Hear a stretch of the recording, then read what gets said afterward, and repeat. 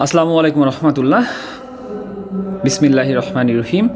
আল্লাহ তাআলা সূরা আল ইমরানের ৫৬ নম্বর আয়াতে বলেছেন, অতঃপর যারা কুফরি করেছে আমি তাদেরকে কঠিন আযাব দেব দুনিয়া ও আখিরাতে, আর তাদের কোনো সাহায্যকারী নেই।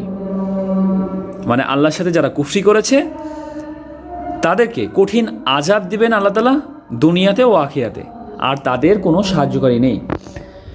আবার পরের আয়াতে ৫৭ নম্বর আয়াতে বলেছেন আল্লাহ তাআলা, আর যারা ঈমান এনেছে এবং নেক আমল করেছে তিনি তাদেরকে পরিপূর্ণ প্রতিদান দেবেন, আর আল্লাহ জালিমদেরকে ভালোবাসেন না।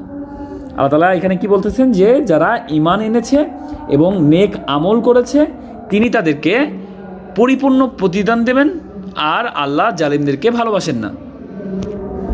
আচ্ছা, পরের আয়াতে আল্লাহ তাআলা আবার বলতেছেন যে এটি আমি তোমার ওপর তিলাওয়াত করছি আয়াতসমূহ ও প্রজ্ঞাপূর্ণ উপদেশ থেকে।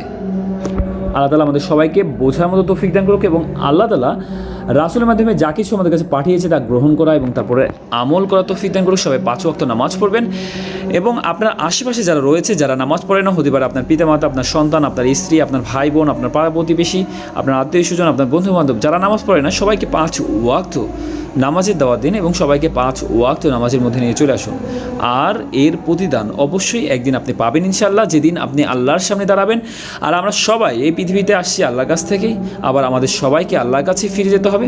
তো আল্লাহর কাছে ফিরে যাওয়ার প্রিপারেশান নেন, আল্লাহর সামনে দাঁড়ানোর প্রিপারেশান নেন, এবং আল্লাহর সামনে জবাবদিহিতার প্রিপারেশান নেন।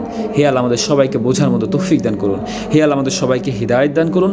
হে আল্লাহ আমাদের সবাইকে আপনার তাকওয়া অবলম্বন করার তৌফিক দান করুন। হে আল্লাহ আমাদের সবাইকে ৫ ওয়াক্ত নামাজ আদায় করার তৌফিক দান করুন। হে আল্লাহ আমাদের সবাইকে নামাজে নম্র ও বিনয়ী হওয়ার তৌফিক দান করুন।